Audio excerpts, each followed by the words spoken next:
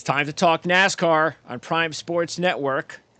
And I got to ask you, Eric, your namesake with a much more popular NASCAR show, Eric Ekstedt, surprised me this yesterday when he started out. I think he even promoted it on his thumbnail maybe, or he talked about it in the first couple of minutes about how he believes after what he saw on Sunday night, NASCAR should have 2 or 3 dirt races a year. Yeah, that's too many. I'm at a loss. And I know that there are a lot of fans that must feel the same way he does. I get it. I've never been into dirt track racing. I'm not that kind of fan. But I'm not going to, hey, if you like it, I get it. The thing that bothers me the most, really, is that, and we've talked about this repeatedly, is that I can't stand the fact I only have one. I mean, I got one racetrack that I like the most. And they've taken that one of 2 races away from me to put this dirt contraption on the Bristol Speedway. That I can't. Look, if you want to do a second dirt race or you want to keep doing this race every year, fine. Just please get it out of Bristol. I just can't stand the fact that they have one Bristol race a year. I don't understand. And I know, well, the traffic was that they weren't getting that was. Come on. I mean, there was a lot of traffic issues in a lot of places the last few years up until last year. So why don't you go back to 2 and see if that's still an issue? You know, maybe now that the economy's stinking again, maybe it will be. But don't blame Bristol like all of a sudden. Yeah, people don't want to go to Bristol all of a sudden. I mean, come on. That was more of an, in my opinion, it was more of an economic reason than anything. Maybe you changed the date. I don't know. But that's the thing that just really upset me the most. But I don't know. I mean, I don't understand what the big fuss is about. And then they end the race like the way that these races have been ending all season, where they just gut us. And the last lap, it looked like Reddick had a chance to possibly catch Bell, maybe get to him, like what happened last year. Caution, end of the race. Sorry, folks, go home. Yep. The Bristol thing, after the attendance looked 20%, it was terrible attendance. The ratings I saw before we came on was like 3.5 million, so that went down. Attendance is way down. I just think, one, NASCAR should not be racing on Easter in general. Let's just take that back out of here. Just eliminate racing on Easter. I purposely don't cover it. Yeah, I'm okay with Saturday night as Easter weekend. On Easter, I mean, people get away from that. Perfect. People are going away on vacation. Hey, you know what? I'm going to go to Bristol and I'm going to go visit my family. It's a great opportunity for me to visit my family over the weekend at Easter. I'm going to watch a race on Saturday night, and then I'm going to enjoy the Sunday Easter with my family. Yeah, because their NASCAR stance was, NFL has Thanksgiving and NBA has Christmas Day. It's like those are different circumstances. Easter is more of a spring. Obviously, it's a spring holiday compared to late fall and winter and those. So people are more inside. Whereas in Easter, it's like nobody inside and watch a NASCAR race. On Sunday, Easter night of all things. Kids are up early. They've already had their Easter baskets. You're probably in your candy coma and you're wanting to go to bed, not watching a NASCAR race on Bristol. So that's part of the problem too. Again, it's Bristol in the middle of a mountain. Who's like, hey kids, let's hop in the car and let's go ride to Bristol on Easter.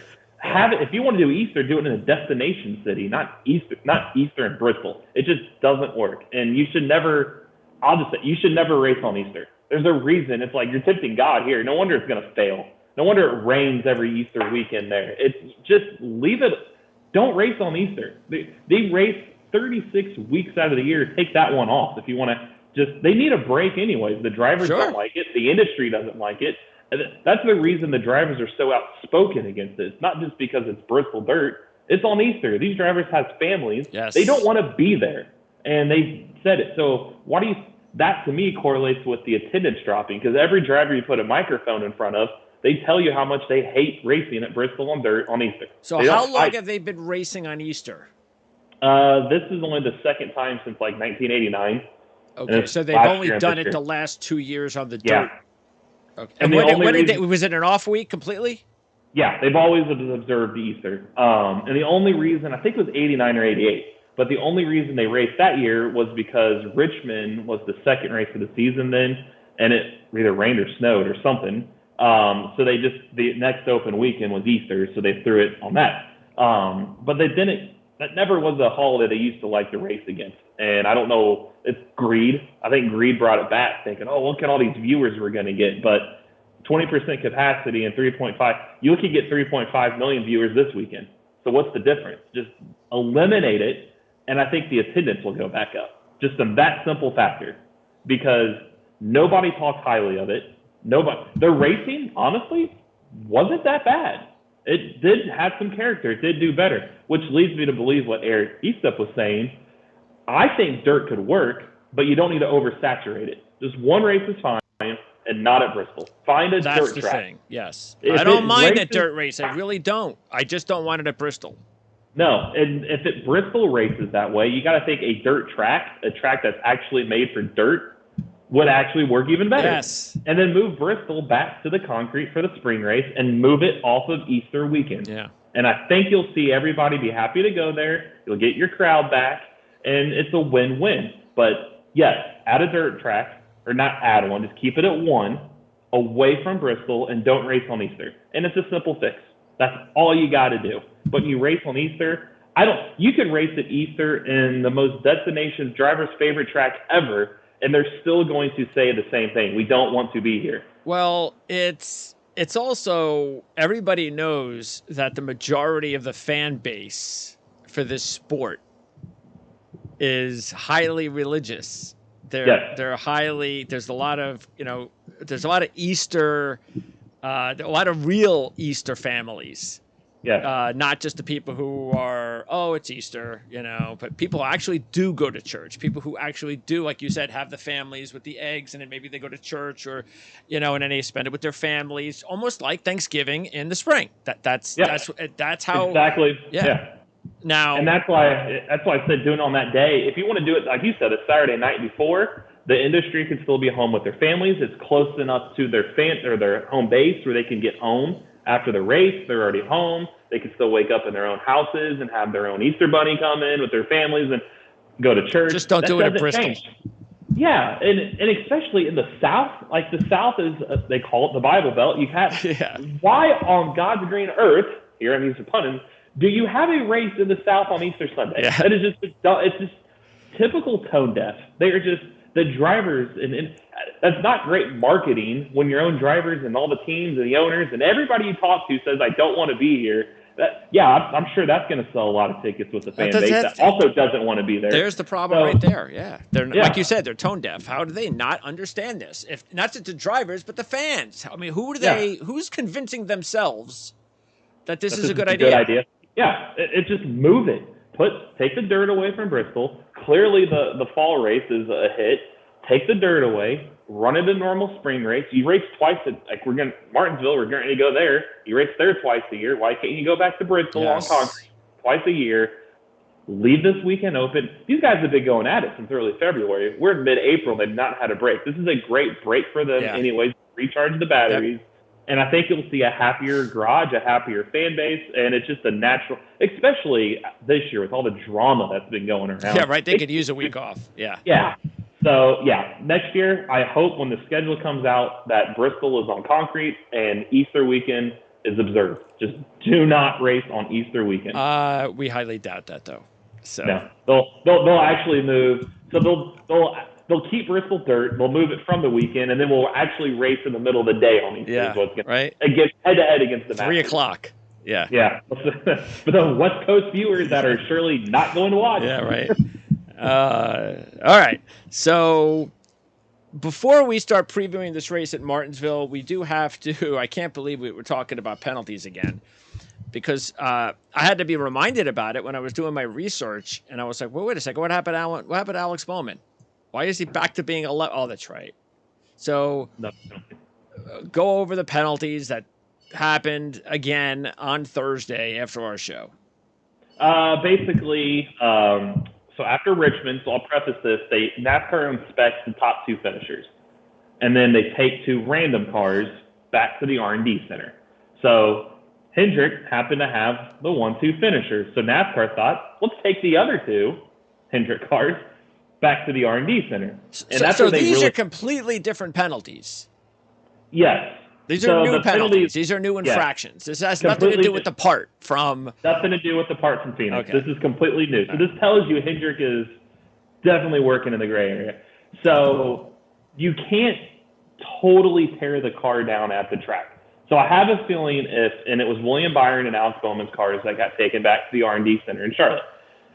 They were taken apart and further scrutinized. So the top 2 finishers, which would have been Larson and Josh Berry, you don't do that strenuous teardown. So I have a feeling those 2 cars have the same issue that the other 2 cars had. They just can't fully dive deeper at the racetrack. So they probably thought, let's look deeper. And naturally, they found the greenhouse, which is the part, I'll just say it's at the top of the car. It's just hard to describe. Didn't fit, didn't pass the inspection, it failed it. Clearly manipulated. Obviously, it failed. So they get 60-point driver penalty for both drivers, 5 playoff points taken away. And then the baffling one is the crew chief suspended naturally for 4 weeks. But however, because it was a Thursday announcement, they said, oh, they're already through the planning stages, so we're going to let the crew chiefs be at Bristol, and their penalty will start this weekend at Martinsville. But here's the caveat to that. The crew chiefs that were already suspended 4 weeks are coming back this weekend. So the backup crew chiefs are suspended for 4 weeks. What? Like it doesn't even affect them. They're not even they weren't gonna be there anyways this weekend. Okay. So they're suspended, and Hendrick, luckily, yesterday said they won't appeal. Thankfully, because I didn't want to go through another appeal process. And they use the wording, the dreaded that we say every year when teams do this. It had no effect on the performance. Yeah. Oh, sure. Right. Sure it did at Hendrick Motorsports. I'm sure that you just manipulated it for 0 reason. It had no effect on you guys dominating the season. I'm sure it didn't. And then they felt William Byron in his dumb remarks on Bristol. Yeah, I'm going to call William Byron out. Oh, we feel picked on. Oh, I am so mad. They randomly took our cars. They hadn't. Yeah, you so know he what? Was really upset. He was. They should take your car every week. Let's see how good you are with a legal car. Yeah. William Byron. Right. Getting all mad at them. They are allowed to take your cars. This is the sandbox that you are in their play box. What does William Byron care for anyway? He's getting out of the car. What does he care what they do with the car unless he knows there's something going on? Exactly. Then share. Is everybody in the why wrong? Does he care? NASCAR, Hendrick they've put themselves in this box by getting caught in Phoenix, and then the mockery that they made of this appeal system. I hope NASCAR this weekend takes 2 more Hendrick cars back, and then next week take 2 more Hendrick cars. Yeah. Really make them. Let's see if their performance takes a hit with legal cars. And if they're okay, then there's nothing to worry about. Yeah, if they still look the way they did before, then have at it. Then look at somebody else. But they have every right to pick on Hendrick right now. This is NASCAR, not Hendrick NASCAR. This is NASCAR. And the fact that he had a problem with it feels picked on, shame on you. That tells me intent there. Yeah. And then the part has no merit of our performance. Yeah, I'm sure it did. Yeah. So you willingly want to pay a fine and have 60-point penalties for no reason. For a part that, I'm sure it didn't there. It's like it's like the NFL. We've seen it with the Patriots during their heyday. It's not about bashing, even as fans, bashing Hendrick that they're doing this. Good. Yeah. I mean, if I'm a fan of Hendrick, I want them to do this. Yeah. Take it to the limit. If you get penalized, all right, well, now you know where the limit is. All right. But and I'd rather that happen, especially at this time of year, so at least you figure out how good you can get this car. So a couple of months from now, when it really counts, you're set up for a championship. So I'm okay with that. And I would think that fans should be okay with that as well. I am too. It's their wording that didn't have effect on performance, that we feel picked on. And it's like, come on. You just skate. It's probably because they feel that, oh, well, because we got away with our appeal, they're sticking it to us. Well, they should. Right. Your appeal was bogus. Yeah. And then you still stepped over the tolerance. So yes, I don't believe that this part. No, we know it had performance advantage. So don't lie. Best part was like, yeah, we deserved it. We should have probably not worked in this gray area. We got caught. We'll go back to the drawing board. And instead, it's like we accept the penalty and move on. But the wording all weekend and then yesterday, just like, give me a break. I have nothing against Hendrick drivers. No. I like them all. But it's just when they do that kind of stuff, it's like you're insulting the intelligence of everybody else. Well, I'm glad that. Well, let's hope that this is the end of it. But who knows? Again, depending on how NASCAR, how much they're going to push this, we maybe they will take their cars after the race on Sunday and check them out. So, but let's just hope that no more of this. I mean, yeah, I'm done with penalties. That's why it's almost like just let us wake up one day. We'll see the standings have changed, and we'll go, okay, I guess they must have been penalized. I mean, I don't want to hear about it anymore. It's just, that, and then the off-track drop, the Chase Elliott's leg breaking, and the snowboarding incident, and then actually there was an incident. We talked before the show. I forgot about it. Cody Ware was arrested. I saw that. That's why he wasn't in the car, and that was announced yesterday. Luckily, it wasn't a big name driver, but it's like, come on, man. Like he allegedly, we don't know the whole details. You always have to say allegedly. Sounds like he physically altercation with a female. Don't know if it's girlfriend, wife. I didn't read too many details because it's not. Hey, why not? It happens in other sports. Yeah. Yep. So let's just have another off-track arrest. It's like NASCAR? It's like you need to sit these guys down and be like, look, can you? I'm sorry to say to live in a bubble for a week, but can we at least have a race and then go from that race to the next race and talk only about on-track stuff? Yeah. Can we not do anything stupid and not boycott a meeting with NASCAR and then go to the media and leak it and then penalize with your car? It's like, can we just have a normal? That would be nice. Yeah. They wonder why the TV ratings are dipping. There you go. Speaking of Chase Elliott, timetable? Next week. I mean, so Talladega was supposed. Yeah, it says 6 weeks, so that's next week. Okay. So. That's right, Talladega. Okay, that's the one week. Can't come back to Talladega. Yeah, I don't think with a broken leg, and that's still probably ridiculous. 6 weeks for that type of injury. What's after Talladega? Dover, maybe a little more. Which one he won last year? So come back for Dover if he's. Yeah. I mean, there's a lot of load in the turns on Dover, but I mean, you're gonna have to get used to it at some point. But Talladega just seems risky. You don't want to re-injure. Don't do that. Speaking of Talladega, we might have a bit of a change for our live show, but once again, as we had a change in our schedule last week because of Eric's silly family issues. Yeah, he's having those silly family issues again, and might have to attend his son's softball game.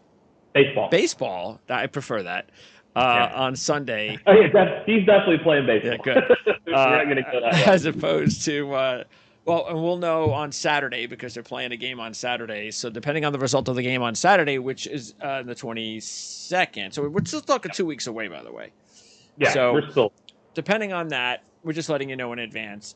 If that happens, there's two alternatives. One, because we were leaning towards doing it live. You weren't going to see the race. You were just going to watch us like you're watching us now, and we're watching the race and we're commenting. That's what we had decided to do. But if we don't do that, then the other option is because we can't get home. Eric can't get home on time. Is that we actually do it the other way, which is we'll watch it. We'll cut up the video so you can actually see us commenting on the race, and you can see the actual race and the action as we're commenting. I'll get copyrighted, so I won't be able to make any money off of it, but that's okay. So that's our other alternative. The worst case scenario is just something really weird happens and we just can't do anything. Eric has to take the kids out to Pizza Hut, and then somebody gets sick, from eating ice cream and pizza. Gosh, I hope not. and then we're really out of it. So anyway, we're just giving you a forewarning. If anything like that, if the worst case scenario happens, then first of all, we've warned you. We'll update you next week, and second of all, we will make sure we'll make it up to you, no doubt about it, at some time, because we were going to plan on doing more of these anyway. So yeah, and I'll be at month of May track, so any kind of videos from there. Yeah. So anyway, all right. So let's get to it. Let's talk about the race on Sunday at Martinsville. What's a NOCO? I have no idea. Come on, NOCO you 400. didn't think I was going to ask you that question? I forgot. It's got it. I would think some kind of automobile, something. Is it? That's a good guess. I like that guess. Race car, a car probably race. Abbreviated, you think? NOCO? I was wondering because it's all caps, and I never actually looked into what the sponsor for this weekend was. So let's see. NOCO. Oh yeah, it looks like the NOCO company, Consumer Electronics. Okay. So automotive, chemicals, plastics, various electronic components. So it's the NOCO company, but I don't see any reason for the abbreviations. So I don't know what the NOCO means. It must be an insider kind of. I could see Co being company. I wonder what NO. There you go. So NO. Well, no, it says the NOCO company. Oh, it says that would NOCO be company. Weird. Oh, the No NO company. Yeah. So yeah. No. That's. So the NO. I wonder what the NO stands for. So anyway, if anybody knows, let us know. That's what this is all about. Put it in the comment section. Sponsoring a NASCAR race. Hey, somebody has to know. Yeah. Yeah. All right. So, part of sponsoring a NASCAR race to give us awareness of this. We have no idea who you are or what you are, but we're going to find out. Hey, I've got NOCO. I got the logo. I'm representing. I got the logo, and it's a nice logo compared to some of the other logos that we're using. Mentioning your name. Yeah, it's clean. I like NOCO for it. It's better than these long ones. So I like it. It's just big. It's very well done. I like it. Yep. All right. So last week in the dirt race, we had for the first time, I believe, we did not have a single driver that we all agreed upon. This week, one. Wow. What's going on here? What is going on here? That's because this has been such a crazy start to the season and all these weird results at the end, and we're getting robbed that I think we're trying to go out of the box maybe. So yeah. Who is that driver? I'm going to tell you right now, I don't think you're going to get this. I'm going to help you by saying this. I don't think you're going to get this on 3 tries. You're going to need 4 or 5. Well, that eliminates the first one I was going to guess. I'm going to say it's not one of the top guys then. See, I made it easier for you. And I'm going to say my top guy, by you saying that, is not so Gibbs? No.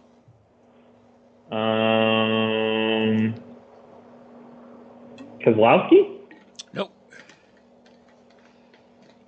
Look through down. Cindric? No. It's not a long shot. It's not a long shot. But it's not a favorite.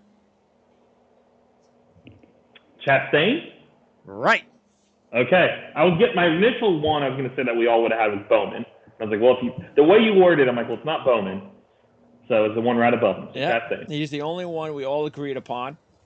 And that's because when you look at the top 3 favorites, and you got Bell, Larson, and Byron at 6-1, CJ, strangely, but knowing CJ, I guess why he did not pick Bell.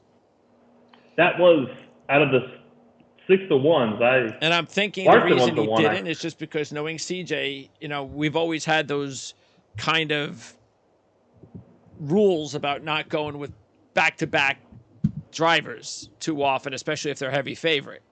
Yep. Because it's hard to win back-to-back.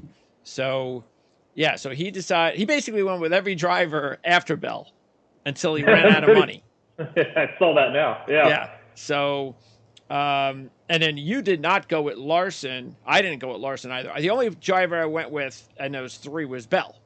And the reason I went with Bell about the back-to-back is because William Byron just did it. Exactly. So if he can do it, so can Bell. They're equally talented. So why not? It's a crazy year. So we'll get into that in a little bit. Let's talk about the racetrack first. So Ford, no wins since 2019, 0 for the last 7.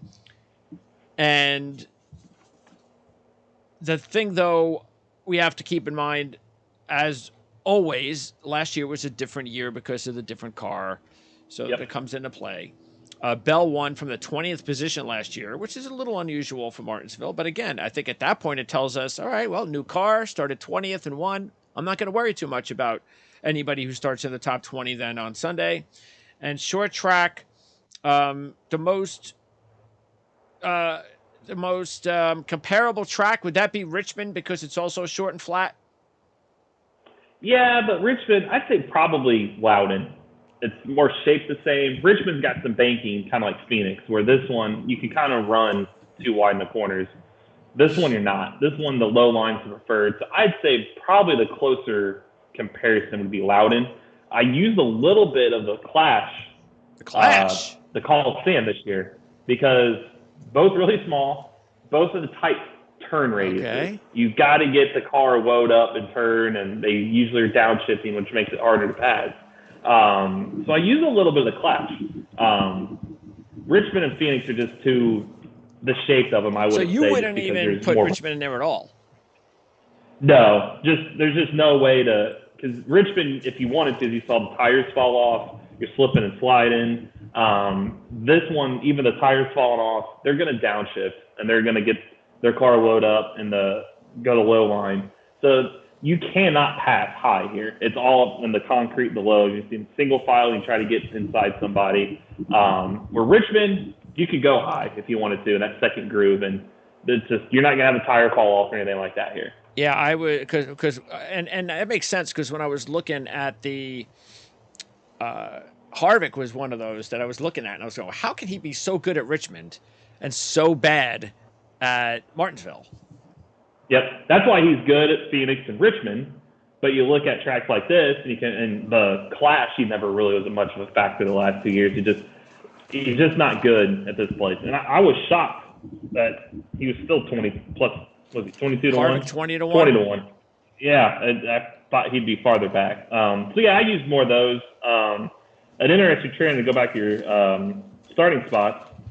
The front row starters have failed to win each of the last 19 Martinsville races. Wow. Even that's also kind of crazy. Wasn't there another race that was similar, what we were surprised about recently? Yeah, I think Richmond was kind of that way. Okay. Yeah. The last 6 Martinsville winners are won by a driver coming from 5th on back, too. So qualifying up front is not necessarily going to be a roll.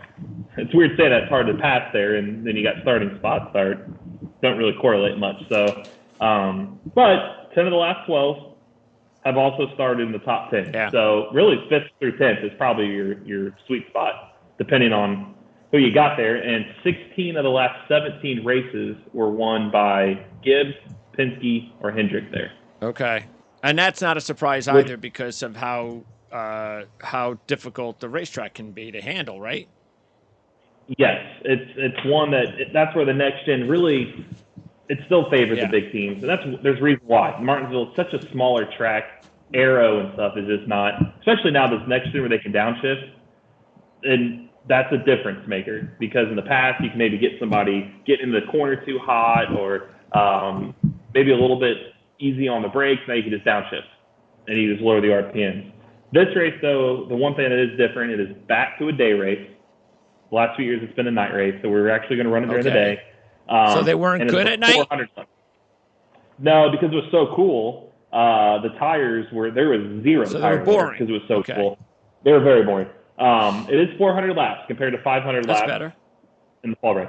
And I looked at them. Since 2017, there's been 12 Martinsville races. The leader at lap 400 failed to win 5 times. And this is lap 400 race. So that extra 100 laps has actually proved something here. But 7 of the last 10, the leader at lap 400 did win the race. Okay. So it's really prior to that. How about last year? that extra with the new cars? They both. Bell was leading the last 400 in So was the Byron? fall race, and Byron. Well, last year's spring race was 400 laps, so but he led the final 212 laps last year in this race. Oh, there you go. That's boring. Okay. Yep, that was very. Elliott won the first two stages. I think he led pretty much every lap, and then Byron led the final 212. Right. So that was a boring race.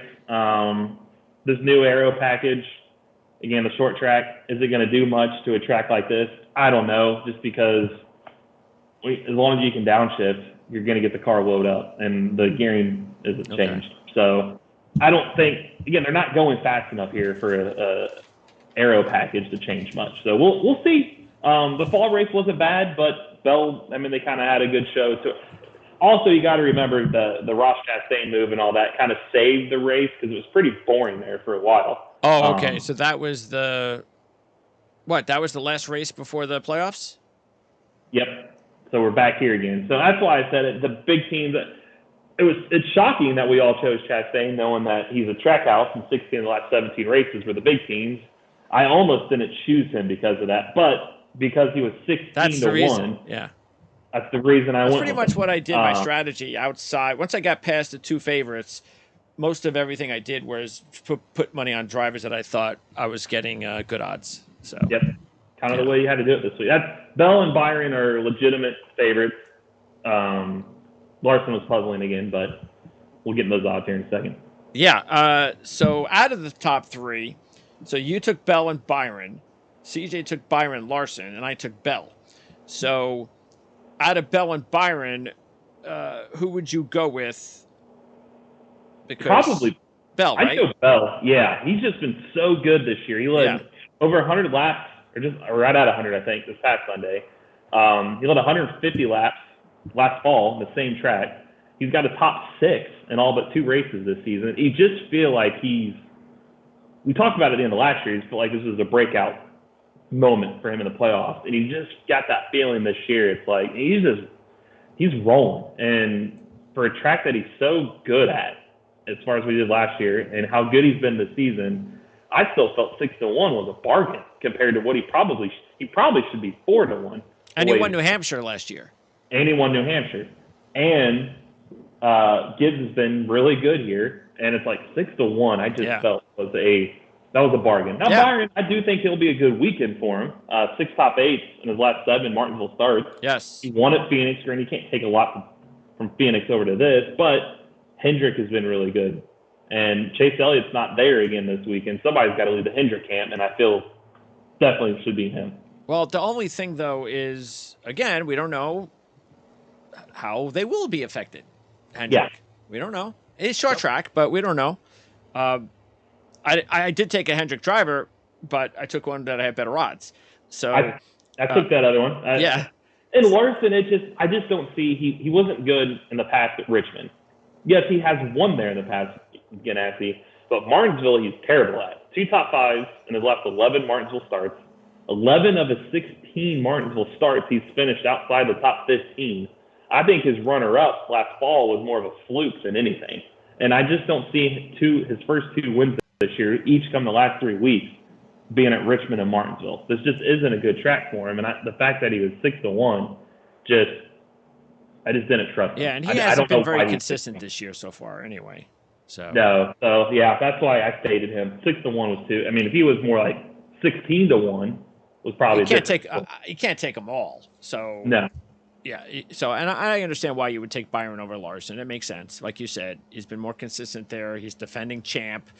He dominated the last 212 laps. Larson didn't. So yeah, I could see why you would take Bell and Byron over Larson. Not to say Larson can't win and can't have a really good Sunday, but it's just when you're comparing the other two, it makes sense to go with Bell and Byron over Larson. Now Hamlin. You did not go with Hamlin. So I went with Bell and Hamlin.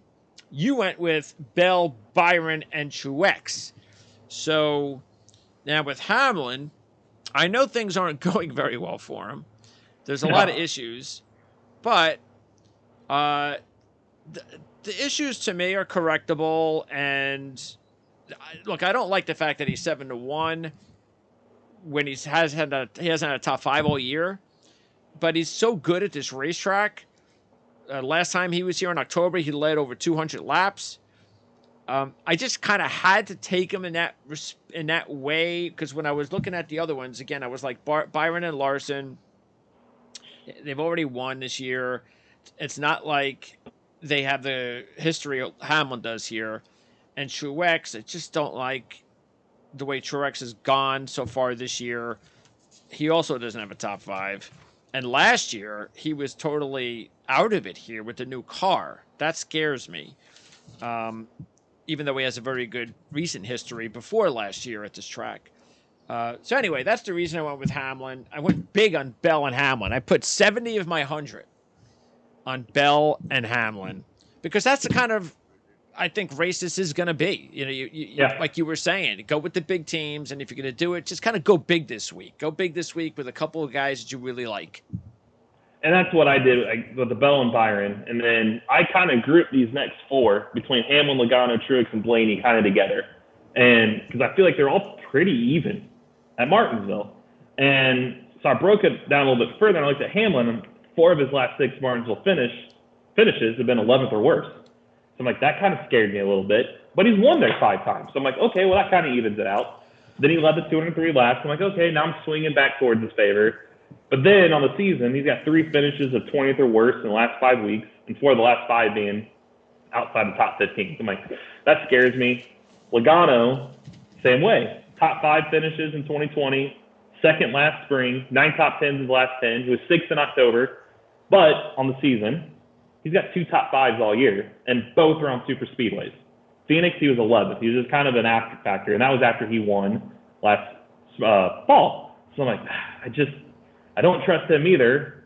And then Truex, I'm like, well, he hasn't won in 54 races, and Blaney hasn't won in 52 races. But Truex has won 3 of the last 7 in Martinsville. He won the LA Coliseum. He should have won Richmond. I'm like, 8-1. I feel like he's improved even from the Coliseum last year to this year. 8-1 seems like a bargain. So I feel like he felt closer to winning here than Logano or Hamlin did. And Blaney, if his pit crew shows up and they're ready to actually give him good pit stops. And he doesn't get spun out late. Yeah. I mean, he's had a top 5. I mean, if you could get him on a top 5 bet, take it. I mean, it's 4th last year in the spring race, 3rd in the fall, runner-up both races in 2020. 7 top 5s in his last 10.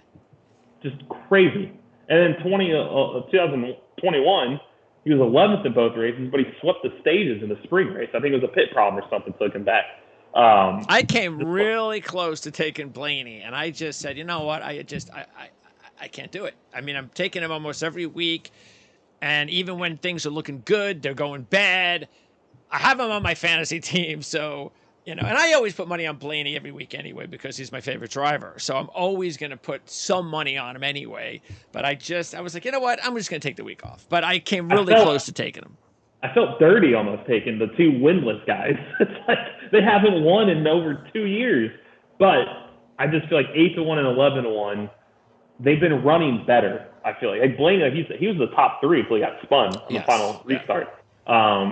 He's right there at Martinsville every year. It's like, all right, do I trust that they're just going to finally get it done? I don't feel good about it, but I'm also getting 8-1 and 11-1 when Logano's 2 top 5s on the year and Hamlin's just lucky right now to get a top 15. It's like, I just feel those guys have the pace to win compared to the other 2. But again, like you said, you can't take all of them. I mean, nobody actually took Logano. None of us. No, I just didn't trust them for that factor. So out of those 7, I feel comfortable saying the winner is probably going to come from those 7, but which one of those 7 is going to be the one? Yeah. And it's probably going to be Logano since none of us picked him. Probably. Yeah, because the thing is, too, again, as we said, Ford hasn't won there since 2019, but last year, Logano and Blaney did really well. They didn't win. I don't even know if they led any laps, but they were both 6th or better in the 4 between them at Martinsville. So, and then Logano does have a good history at the track, very good history at the track. And so does Blaney. So you would think, all right, but I can see the Blaney thing, though, was because of the odds. So at least I'm getting 11-1 with Blaney. So. Yeah, if he was like 7-1, 8-1, I probably would have punted. But 11-1 for the top 5 machine there, and we've seen there could be chaos at the end of this race. And if he's just sitting there, and that's the way the year's been, chaos at the end of the race. Yes, and he just happens to be there to win, like Kyle Busch did at Bristol last year, then you get him for 11-1. Yep. So do I think he's going to go out and dominate? No, but I do think he'll be in the top 5, and crazier things have happened. So plus it's only 400 laps. That's 100 less laps for his pit crew to screw him over. Yeah, right. Who did he? Was that like an accidental spin out? Did somebody spin him out like? Briscoe? Yeah, he didn't do it on purpose at Bristol. Yeah, he just got in and got too loose and clipped the back of him. Yeah, that's what I thought. But again, that's where the Bristol dirt just gets so random. Yeah. Like if that was on concrete or pavement, oh yeah, you're not going to probably finishes and stuff. He's not going to get punted out of the way. So. I just feel like one of those 54 and 52 race skids, one of them's due, and this is a good track for him. Well, I mean, especially if you think those are guys that are getting close to winning, it's not a bad idea at this point to just take them every week that they're going to tracks that they've had some pretty good history. Because they're just too good to not win sooner or later. Big a team. Yeah. Plus, we've had all this parity.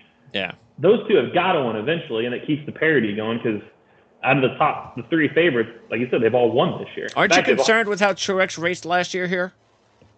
Not really, just because they could make some changes. Okay. Because we saw that at, like I said, the Coliseum. They were terrible at the Coliseum, and then they show up this year, and he's dominant and he's winning. Okay. So I think again, it goes to being such a big team. He's a championship driver. You should get it like, okay, this season, this wasn't good, but we know we have the resources to go from here to here. And we know with the resources how to get from here to here. So I just feel, and last year, I don't look at the fall race because they weren't even in the playoffs. I think that race was just kind of, let's just get through the weekend. Let's not get anybody's way. So we'll see what he can do. But this is a good weekend to see what they can do because if they're bad again, then I don't think that bodes well for the fall if they happen to be in the round of 8. He has no top 5s, as we mentioned, and he's 7th in points. That's because he has not had a race worse than 19th. So everything is between 7 and 19 so far for Martin Truex Jr. So that's why it's a pretty good. I haven't even looked at the futures this week. I haven't had time, but I know we've had money on Truex, and that's why he's a good bargain right now, and maybe even a good week to take him because if he wins, his odds go down. Going way down. Yeah, especially being a Gibbs driver. And it's all we've seen him. Once you win to get that, as I talked to drivers in the past about just the quote-unquote basketball term, seeing the ball go in the hoop. Yeah. It just changes everything. Yep. And that's all he needs. He gets a win. I think that changes their trajectory by a lot. And we talked about that last year. And just when is he going to make his mind up, which he's still kind of mulling that again. I just feel like the way things are going with Gibbs, he's got to come back next year. I mean, they kind of need that Bass Pro Shop, especially if they lose FedEx. So we'll see. But 8-1, I feel like it's kind of a bargain for him. He doesn't win this week. He's going to have. When will he? This is the one that he's got to have circled. Did you put money on Truex this week? I think I did. Because you actually have some catching up to do with him. I do. We're almost even with Truex, CJ and I. But we haven't, and look, he's been underwhelming, so it's not like, hey, it was just and his odds haven't been great. They've just been okay. But now 15-1 is pretty good. I'll definitely be putting money on him this week at 15-1. Yeah, because if he wins, he'll probably 10-1. I bet he goes down to 11-1. Oh, he might go down to 8-1 knowing him.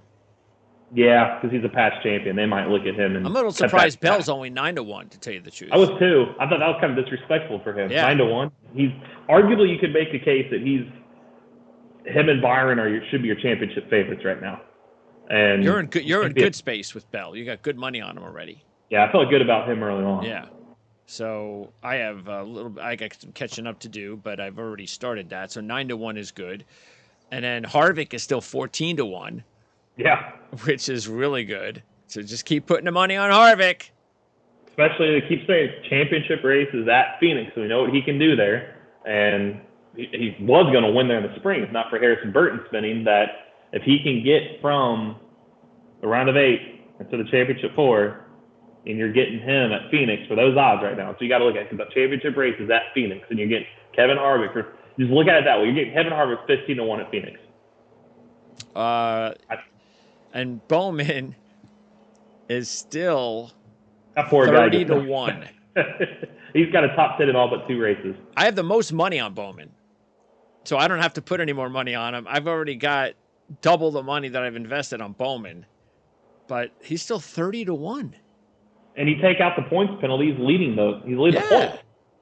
Wow. Okay. All right. So let's keep going here. And Kyle Busch is 14-1. Chastain is 16-1. And CJ's the only one to put money on Kyle. Kyle has only led 5 laps in the last 8 races here. So that was a big no-no for me.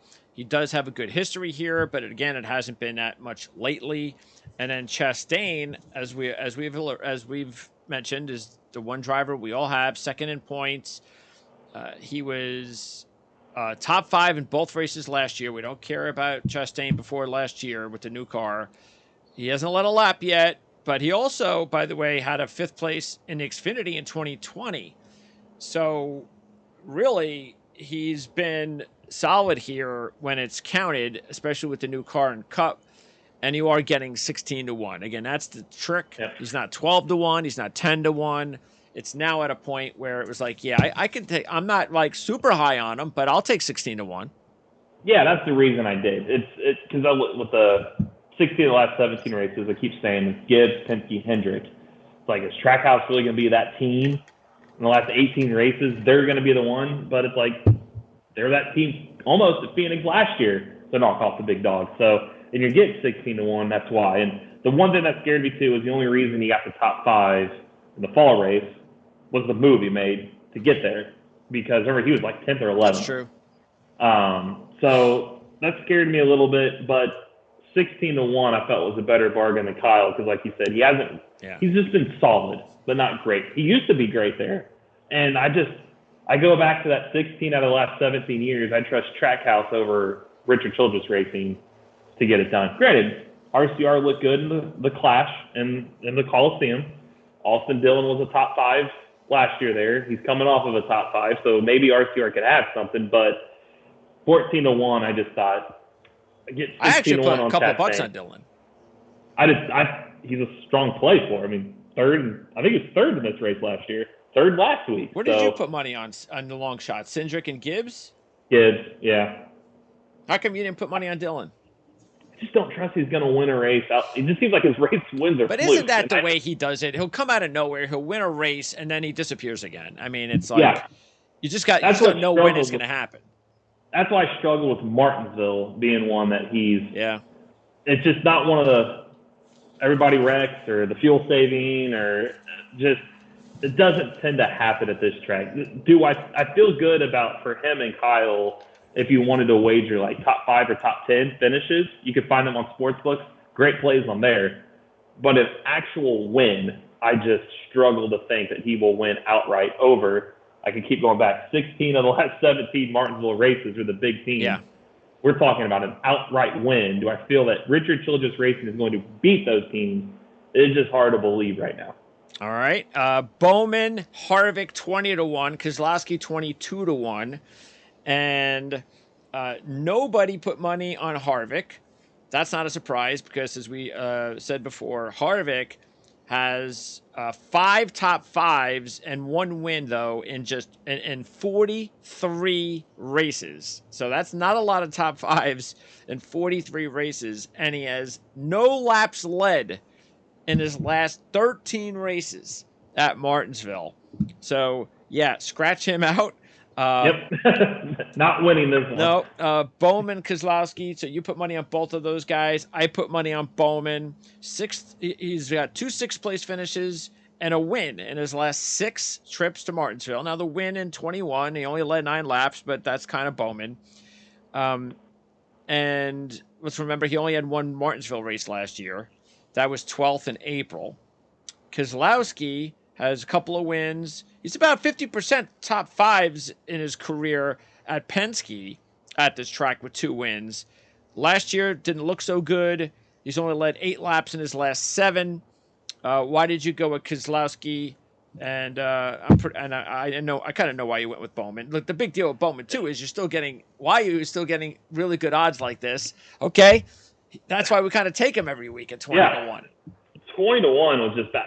Honestly, it just baffles my mind that he's a past winner at this race. Yes. And as you just said, his stats in the season, he's had a top 10 in all but 2 races. It's like, if you do a blind resume of him and Byron, I bet you probably look at him with having better stats on this track overall. And so 20-1 was just absolute no-brainer.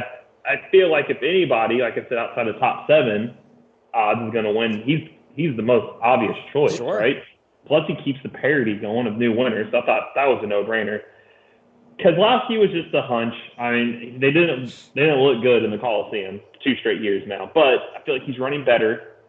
He's one of the few, like when Fords, like you said, they've struggled at this track. And on the season, when Fords have struggled, it seems like he's the one leading the laps for him.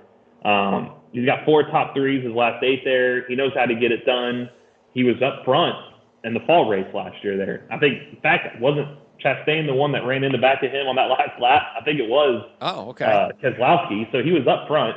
So I just kind of like for 22-1. He's got that veteran pedigree you're looking for. Yep. So if stay out, take do something crazy, they can. You get the feeling he's going to win this year. You do. You feel like you're close. So that's why I went his direction. All right. But he was 30-1 last year, so they saw something to make him go from 30-1 to 22-1. So. Well, he's definitely better than last year. That's for sure.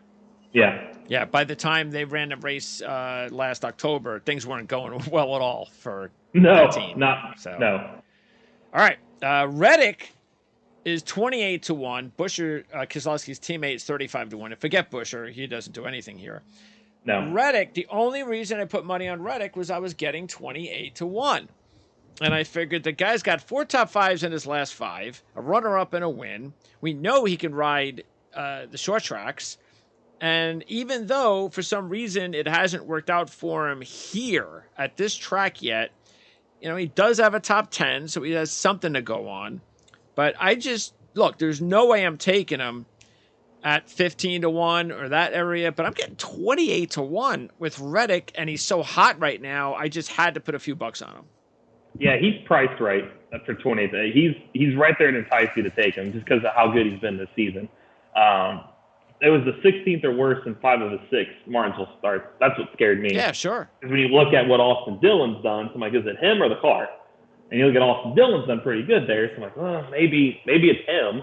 But it also is what scared me with Kyle is it truly him? Is it truly the car? Is it a combo of both? Because if it's the car, then that's going to bring Kyle Busch back. So that's why another reason I didn't choose Kyle. But it is for 28-1, you're getting a guy who arguably, I think if you're just going off pure speed, entering this weekend, you're just like, hey, who are your championship 4 right now? He's got to be in it. I think so you're getting a championship 4 potential guy at 28-1. Usually, sometimes speed does win out, and you never know what situations at Martinsville you can get yourself in. That 28-1 is, it's worth a play. 40-1 drivers: Almirola, Briscoe, Suarez. Almirola's got 7 top 10s there, so he's been, fantasy-wise, you want to go down that road, that's fine. Briscoe, 9th in both races last year, led 25 laps. And he did have a top 10 in his only Xfinity start in 2020. Suarez never led a lap. Not a good track for him. And they're continuing to go through this really bad stretch. Not sure what's going on with Suarez all of a sudden. But out of that group, I think the obvious choice is Briscoe if you wanted to take one of the 3.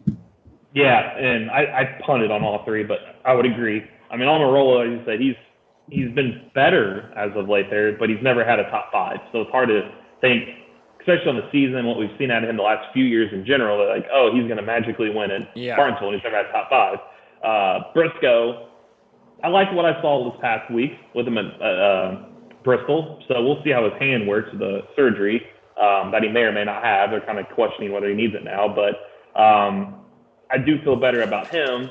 And then Suarez, he's 27th or worse in 6 of his last 7 Martinsville starts. His last 5 finishes on the season, 22nd, 29th, 27th, 23rd, 25th. It's just he needs a top 20, let alone he's not going to win. Just get in the top 20. So, yeah, Briscoe's the one you feel best about in that one. And then Dillon and Priest and Wallace are 50-1. Cindric 55 and Gibbs 60. So again, you have Cindric and Gibbs. I have Dillon. And I was, I actually don't think it's a bad idea to maybe put a couple of bucks on Wallace either. He's he had 12th last week, so that's reassuring. He's better than people think on these shorter tracks, and he was third at New Hampshire last year. Yep. So and he's won truck race there. Okay, there you go. And he had a top 10 here last year, which was his best finish. So I didn't, but I could see why if you want to put a buck or two on him. But again, you went with Cindric and Gibbs, who has never raced. Did he raced last year, right? For the first time. He was in the fall race. Yep. And then his Xfinity record here is excellent, including a win last October. Yep, and he's got 4 straight top 10s entering the weekend. Ninth, and we joked last week he'd probably finish 9th, and he almost there. He was 5th. And he's getting the Gibbs car, who we just talked about. The 60 of the last 17 races were won by Hendrick, Gibbs, or Penske, and you're getting that for 60-1. And this race, you got to be aggressive with the bumper, and we know he's not afraid to do that. So I thought that's a pretty good odds for essentially Kyle Busch's car last year. And we talked about how solid Kyle was with that car. Gibbs is a little more aggressive, dare I say that. So for 60-1, I thought that was a no-brainer. And Cindric, just because we've seen what Penske with Logano and Blaney can do there. He was 11th in the spring race there as a rookie in 2021. Yeah, solid. He won a cup there. In fact, other than the last October, he had a top 11 in all but one Martinsville race since October 28, 2017. Yeah, good Xfinity Series record. Xfinity, yeah. And for 55-1, granted, do I think he's going to win? No, but 55-1, something crazy happens. There you go. So I thought for both of those long shots, and yeah, Dillon, like we talked, 3rd in spring last year, 3rd last week. He was 40-1 last year, and now he's 50-1, so he lost points, and you're getting better odds for a better opportunity. So I think those are that little 50 to 60-1 group. Yeah, they're not bad. No, all of them. Yeah, put a couple bucks on those guys, and you never know. And then as far as the super long shots, I did put a buck on AJ, and that is just because he has had a pretty decent history here when you compare it to other tracks that AJ's gone to. 7 top 10s, runner-ups twice. But they're not going well. We know that. But at 200-1, I forgot to throw a buck on him. And the other guys, I almost did, or I was out of money. Him and Gregson are they're good there. Gregson, he's 400-1. Yeah, 400-1. 9 combined truck and Xfinity Series starts there. 8 top 7. There's no way at this point in time, if you're the owner, you have to be looking at. You can't be looking at the driver, because how often have Gregson's been coming to these tracks that he's been really good at in the Cup and he does nothing? It has to be there's something wrong with the team, and even AJ, as good as they were, which is why he's got the full-time job again. It's like, what's going on here?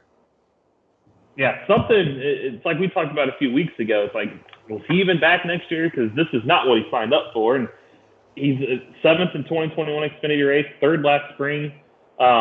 He should be good there, and he's been good at these other. Even at the end of last year, in his Cup starts, he was top 5s, top 10s, and we kept talking about he's the sexy long shot pick that can make a run in the playoffs with the road courses, and how this is all going to set up for him. And he's been 16th or worse all but one race. I mean, just has done nothing. And Gregson, yeah, him and Jones, they were the talk of the town. Like, hey, these guys are going to be under the radar. Jones won the Southern 500. Gregson, I mean, it's not like he doesn't know how to drive. I mean, he raced here in the 48 car last year for Bowman, and they've just done nothing. It's just Legacy has done nothing either. So you got to think, I mean, arguably probably the 2 worst teams right now, other than the Rick Ware Racing and Liftback, like if you're normal big shot teams, is Legacy, which was former Petty, in college because Haley's done nothing really. I mean, he almost did last week. He got sick. He was coming. He was my long shot last week, but that's all he's done. And AJ was, sixth in the Daytona 500, so the wild card races, but they've done nothing. So they've got to find a way to turn this around, but they're at the bottom, and the only way these guys are getting the playoffs is getting a win. And AJ can steal one at a road course, so that's his best shot. But then you're going back to the reason he got out of the Cup Series was the only races he could win were the road courses. They got to turn it around at some point, or else something's got to change. Yep. But yeah, for their longer odds, you throw $1 on them, you win 200 on AJ, and you win 400 on Gragson. So it doesn't hurt to throw $1. I guess not. You only have $1. But yeah, Stenhouse is 400 to 1, and Daytona 500 champion 400 to 1, and he's coming off of a good finish. Yeah, CJ must be happy. He's had Stenhouse in for Elliott, and he's got 2 top 10s in his last 3 races. So that's working out for him. It is. It's going to be interesting when Elliott's back, and does he? Oh, who does he? Well, he's not going to get rid of Gibbs. So who else does he have at the bottom of his lineup? I don't know who he'd get rid of at that. I don't know, because he's not. Like I said, you're not getting rid of Gibbs.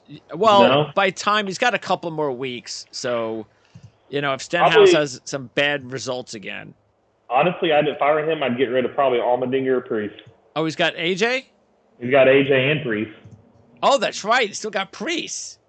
That's an easy one. There's no way he's keeping Priest over Stenhouse. No, especially with Stenhouse having a win. You got a playoff driver. Yeah. You're not going to drop one of those guys or playoff driver. Well, I mean, look, he's got 3 top 10s, so good for him, Stenhouse. So it's not just a freaky win and that's it, at least. No, I was almost pulling the trigger. I was looking for a replacement for Suarez, but then I know that'd be an overreaction. There's not much out there. There isn't. There's so many bad. That's the thing that I didn't anticipate. Because we added a driver this year on our fantasy teams. Did not anticipate like 10 drivers out there, including some that are free agents that are just doing nothing. No, like Burton, I thought would have been better. He's done nothing. Nothing. And you're getting better, like the Gillens and the McDowells and those guys, but it's like, are they consistently going to do that when you got a playoff driver? Hey, Gilliland, 2 top 10s in his last 3. He's coming along, but again, like, do you really trust? You'd be giving like Sawyer, like I'm giving a guy up that could win, who's won last year. He made the playoffs for a guy that. Yeah, you got to give him time to correct the issue. Yeah, he did this last year, and then he found victory lane. So. Yeah, it's look.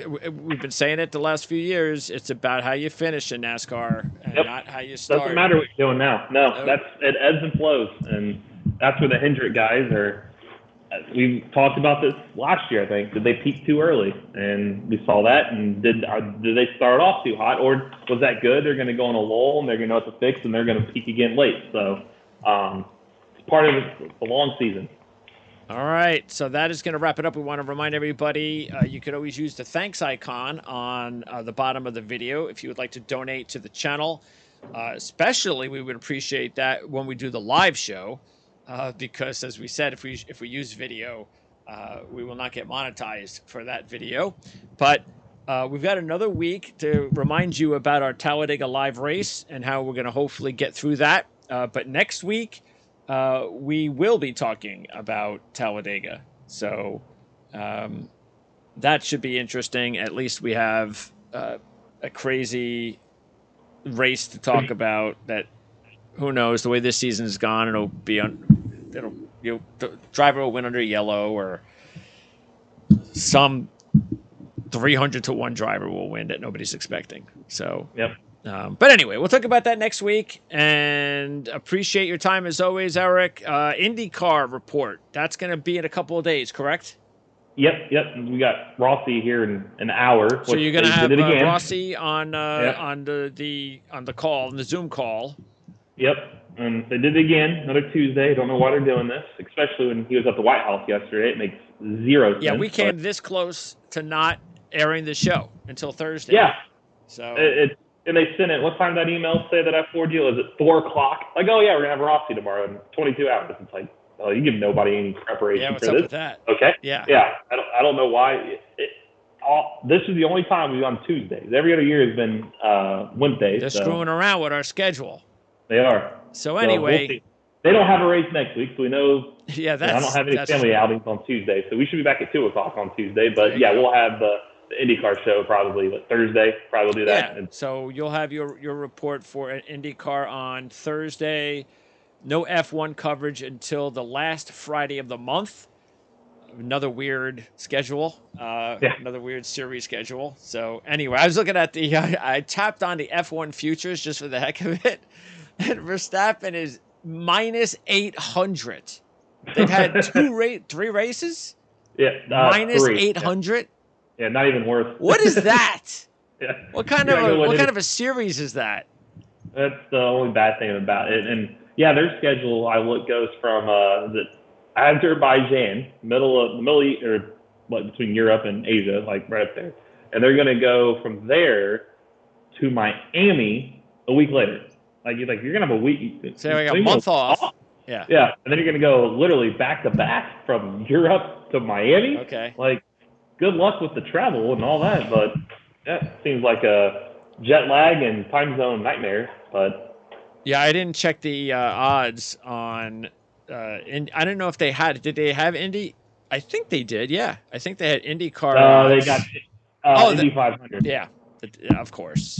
Yeah, it's like that race isn't for another month and a half. Don't give us. They have F1 futures. They got NASCAR Cup futures. Why don't they have IndyCar futures? They do nothing. It's so bad. It's usually Friday night or Saturday morning is when their IndyCar odds come out. You don't want anybody to bet before the race starts. Nothing. So it's Indy 500 odds. They care more about that, of course, than who wins the championship. I understand in a way, but come on, how do you not have championship odds? Yeah, that's what's ridiculous. No championship odds, and then the Indy 500. It's they test there next week. That's the next. It's that's all your. It's all about the date. It's all about the Indy 500. Yeah, that's what it is. Well, at least it's in your backyard. Yeah. Hey, yeah, it is. The odds I don't.